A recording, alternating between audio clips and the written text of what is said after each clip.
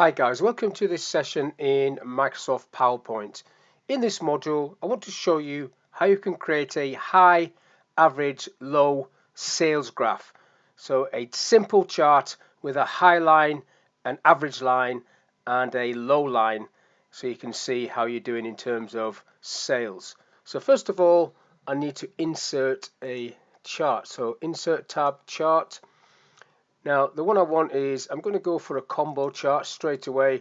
That's what I want, and then I can change this information later on. If I click OK to that, you get the mini little spreadsheet coming up, and you can actually double click into this or click onto that there and get into Excel. But I'm just going to leave it like this for now for a second, and I'm just going to add some data in there. So let's go for January, February, down to April. If I just drag that down so you get the months, and then this first column will be sales, and then I want a high line, and I want that to be the average line, and then I'm going to add another one for low line.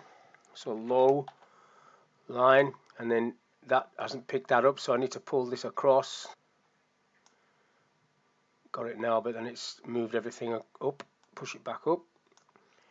Sometimes it is better to do this in Excel. So if I put some sales figures in here, 1, 2, 1, 2, 3, 1, and just fill it in like this, the graph will react as soon as I start doing this.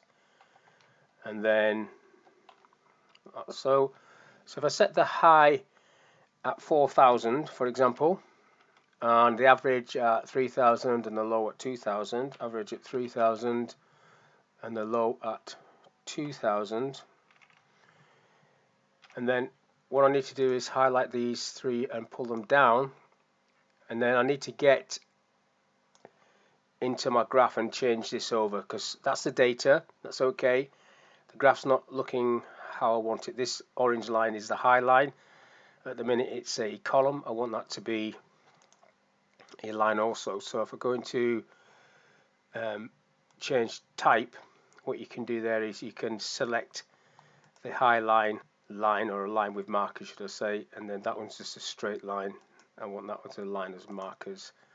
That's the average, and then the low line with markers. So everything else is okay. That's the graph. Click OK to that. Now if I go and add data labels on the actual sales bars, if I go to the plus data labels, and then I want this on the outside end, that'll do.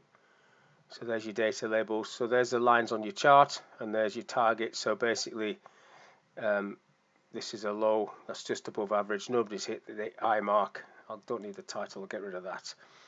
So that's how you can create the extra categories in a little graph in PowerPoint. So you've got a column graph with your sales figures, and then you've got target lines where you've just added those extra lines, and you can move those up and down by changing the figures. If you need to go back into there, you can go back up to the top and edit data, and that'll bring that little mini spreadsheet back up, and then you can change these lines, these figures if you want. So if that's too high, just change that down and pull it down. Same with these, just move them down a bit to be a bit more reflective of the type of data that you've got.